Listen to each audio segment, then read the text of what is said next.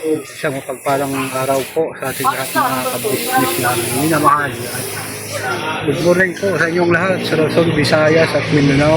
Mga kabisnes natin sa ibayang dagat. Magandang umaga, tanghali at hapon, gabi sa inyo dyan mga kabisnes.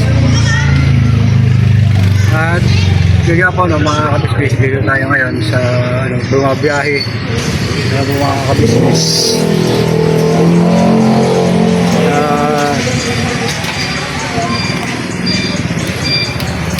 Wala po si Kuya Francis ngayon nakasalukuyan mga kabisnes.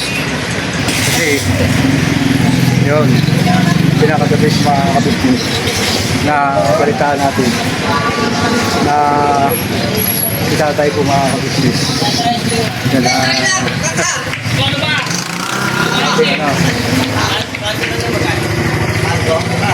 nilabas na ni Kuya si tatay ngayon mga kabisnes. Siyempre ayan, nasa tayo po mga kabisnes kasi okay po kayo there.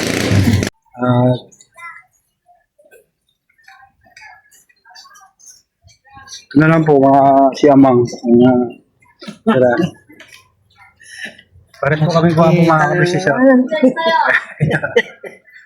Yan, siya yung nakasama ko nung nakaraan na nagpagwapuhan namin dalawa. Natalo po ako mga kabisnes. Yan.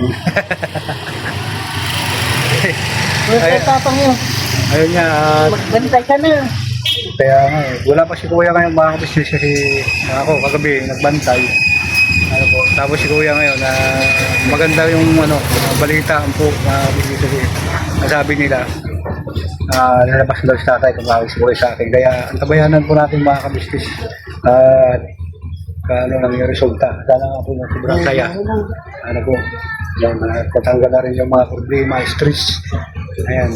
At parang ayun, may pasayro po ako mga kabisnes. Maganda. Dito. Saan tayo? Burger King. Ayan, Burger King po kami mga kabisnes. Followers ka na. Ayan po, at huwag po kayong umalis mga kapapi, mga kabisnes, balikan ko po kayo. Ayan nga po mga kabisnes, balik tayo. At dito po ako ngayon sa Ranay, ano po mga kabisnes. Kasi na ako nandito sa ni Kuya kasi hindi ko po sila makontak kaninang umaga pa po mga kabisnes. Kasi nung gabi nandoon po ako at sabi nga darating na si tatay, ano po mga kabisnes. Maraming salamat at sobrang saya dahil sabi nga ang ilang buhay na ang nalugtungan ni tatay. Tara, antibay ni tatay, ano po mga kabisnes. Akala ko wala ng pag-asa. Pero hindi ko pa rin siya pwede makuhaan ng mga kabisnes, mga video. Kasi dito, ang pangit ng kanyang katawan at marami lang din sigurado na mahaba. At hindi na mapalagay, siguro marami magkukomment kung bakit lang ganyan nangyari sa kanyang katawan kasi puro maga po mga kabisnes. Siyempre titingnan ko po dito ngayon mga kabisnes kung nandito din na ni Kuya. Hindi ko po alam kung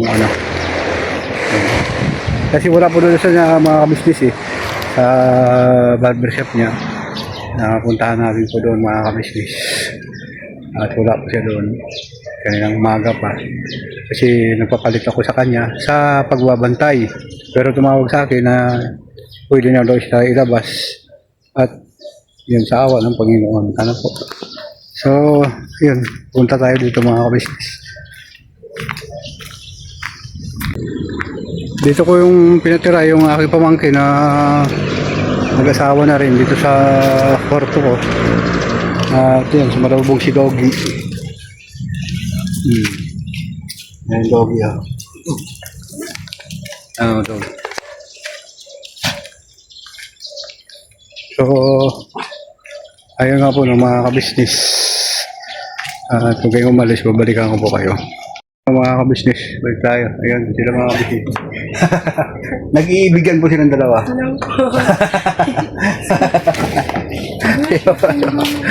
Yan dito si Peter mga kabisnes na kwarto na to. Kaya yun pinatira ko. Wala pa rin dito si tatay mga kabisnes. At sila naman po, yung Perli, dito po sila, mga kabisnes. So, wala pa rin sa tatay, hindi pa rin nakauwi. Hindi pa rin, no? Kasi dito si Francis. Yun nga po, no, mga ka-business. At balik muna ako magbabiyahe kasi wala pa naman dito. I-update ko lang po kayo, mga ka-business namin minamahal, na dahil sa ganitong wala pa si tatay. So sobrang saya lang po mga ka-business. Siyempre inano din niya yung mga panalangin natin na maka-recover si tatay po. Pero sa pagkaalam ko po mga ka-business at mga kapapi, hindi na po si tatay dito talaga iuwi. Kasi yan nga, nakita niyo po mga ka-business yung ang kalagayan dito. Tapos ilan na sila, si Perli, driving pa dito, po mga ka-business. Baka magkagulo-gulo na naman si Perli, si tatay.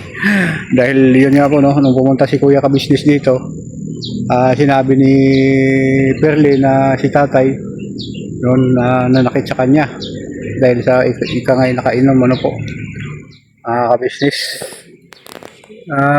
Hindi naman natin maiwasan yun kung talagang pasaway sila. Ganun talaga ang mangyari dahil ayan, siguro hindi naman lipod sa kaalaman ng mga ka-business dahil sila mismo na mag-asawa, hindi sila nagkaintindihan dahil sa isang bagay na kanilang ginagawa. Talagang mag-asawa po ngayon, gumawa na naman sila ng kaguluhan, imbis na pabuwas, nagdagdag naman po mga ka-business. Kaya ewan ko kung anong mangyari sa mag-asawa ngayon. Kanina, si Perli, iniiwasan ako at hindi ko alam kung bakit. Parang ayaw niya si kuya naman nakiusap sa akin na doon niya titira. Pero sa ngayon mga business, baliktad dahil yung kapatid niya yun ang nakatira sa ngayon. Po. At grabe ang gulo mga ka-business. Ang aking mga pamilya. Yung pamilya, po mga ka-business. Siguro ito yung kapalaran ng aming buhay sa aming pamilya, po mga ka-business. Siyempre, binablog ko po ito mga ka-business para wala pong may tago sa inyo na ori ng sikreto ng bumuhay sa aking pamilya. Ika nga ay doon sa amin mga ka-business namin minamahal. Sa totoo lang talaga, sa aming buhay, po mga ka-business. Malawak ang lupa. Malawak ang lupa kasi sa totoo lang po talaga, hindi naman kami ganito kahirap po mga ka-business. Kasi ang lolo ko talaga sa probinsya, kung nagpunta kami doon ni kuya ka-business sa probinsya namin, kung nakadiretso talaga. Kasi nung dumaan sa anak ko, mga ka-business sa Dumaguete, binibigyan niya ako ng lupa doon at saka kabuhayan mga ka-business. Pero yun nga, mas inasto ko pa uli na bumalik na Maynila. Kasi nandito si tatay, nandito pa si nanay noon, po mga ka-business. So, kung sa amin lang talaga siya pumunta, doon kami pumunta sa amin, makita niya yung lupa namin mga ka-business. Bali, po yun umaabot siya ng 39 hectares yung lupa namin sa probinsya. Hati-hati sila ng apat na magkapatid. Yan. Sa 39 hectares, siguro mga lagay mo na kahit may tag 8 hektarya na kami na lupa doon mga business na taniman. Kaya mabuhay kami. Kaso lang, ang kaguluhan nga ng pamilya, po mga ka-business, hindi maintindihan, hindi maunawaan. Po, ayan, silang Kaya mas pinabuti ko po na bumalik na Maynila, pumunta na Maynila kasi malaki ang sahod dito sa Maynila, po mga ka-business. Ayan. Ayo, ingat kayo. Ayan. Mas malaki yung... Hindi, ayaw mo na. Wala mga dyan. Ayaw mo na mga business. Malaki yung dito. Ingat kayo. Malaki yung sahod dito sa Maynila. Kahit sa kontraksyon doon po kasi mga ka-business. Ang isang araw doon, 50 pesos lang. Yun, mayroon pa 100. Yun dati yung pag-alis ko yun. Pero ngayon po mga ka-business, sa katagalan ng panahon, hindi ko po alam kung magkano na po ang rights, provincial rights sa amin. Kasi dati nung pumunta ako dito, 89 po mga ka-business. ang araw sa amin doon, 25 pesos, 30 pesos. Dito na 150 na ang rides dito sa Maynila. Di ba napakalayo ng mga kabisnes. Tapos yung ano, yung trabaho parehas lang. Mas mahirap ang trabaho sa probinsya. Ayun. Kaya minabuti namin na pumunta ng Maynila. So hanggang sa yun nangyari sa aming nanay, nakikala sila ni Kuya Kabisnes, sila ni Ate Kabisnes. Yun, kabuhan ng pamilya Kabisnes. Yun hanggang sa kinuha naman ako ni Kuya, kaya napunta po ako dito, ano po mga kabisnes. At napabuti rin po ang lagay ko sa kabisnes official, ano po mga kabisnes. Kaso lang, ito lang naman ang mga problema. Sa akin wala po. Sa pamilya ko, yun ang maraming problema. Kasi talagang hindi din pwede na hindi ka bumigay ng tulong. Ano po, hanggang sa, ayun, nawala si nanay, pumatay si nanay, ito na naman si tatay. Ayun, ano po, no, mga kabisnes. Kaya ito, kinukwento ko lang po sa inyo mga kabisnes na kung sa sipag lang sana, hindi din kami hirap kung talagang magtyaga lang din sa pagtatanim sa probinsya kasi napakalawak po ang lupa namin sa probinsya mga kabisnes. Ayun, yun sa mga kapatid ko dyan sa probinsya, sa mga tiyahin ko. Oh, comment kayo po dito kung hindi totoo sinasabi ko. Ano po mga kabisnes. Kaya, yun. At, ang isang problema pa doon, mga kabisnes, sa partida ni tatay, sinangla niya ng 10,000 ang lupa niya kanyang partida. So, sa loob ng ilang taon, sabi nila na BOS. Yun na po yung pang gusto kong uwiin sana sa ngayon, mga kabisnes. Kung pwede pang makuha yung lupa namin sa probinsya, yung partida ni tatay. Kasi, siguro, sabi nila, may habol daw kami kasi mga anak, ano po mga kabisnes. Sa mga kamag-anak, hindi namin na isang siyempre, alam nyo naman po, dahil lupa po yan eh. At, na BOS daw. Ano po mga business na kumbaga na rimata. Yun. So, nauwi tayo dun sa ganun ano po mga kabisnes. Pasensya na po kayo mga kabisnes ha. Kasi talagang sobrang tuwa ko lang ano po mga kabisnes dahil si tatay nakaka-recover ano po mga kabisnes. Pero ang sabi po ng doktor, bilang na po yung ano, taon, buwan, di na po na alam, linggo, araw. Ano po mga kabisnes ang kanyang katatagal. Ano po mga kabisnes. Kaya, dito kinikwento ko lang po mga kapapi, mga kabisnes. Pero hindi ko siya pwede kung halimbawa na dumating man siya, o ano, hindi ko siya pwede makuha ng picture kasi kanya yung kanyang katawan na namamaga. Dahil siguro sa mga ano.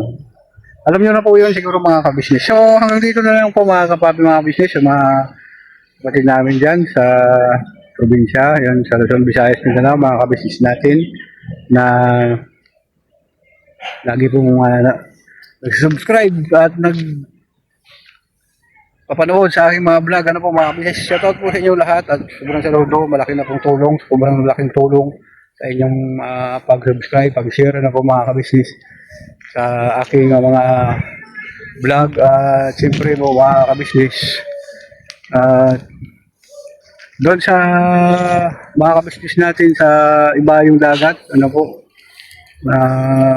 ingat po kayo. Ay, sige lang po. Ingat po kayo dyan, mga kabisnes namin dyan na minamahal. At nandiyan po sila ni Ma'am Telma tayo Pay, sila ni Ma'am Toris, Ma'am Nati Bandis, Ma'am Suprong natin siya.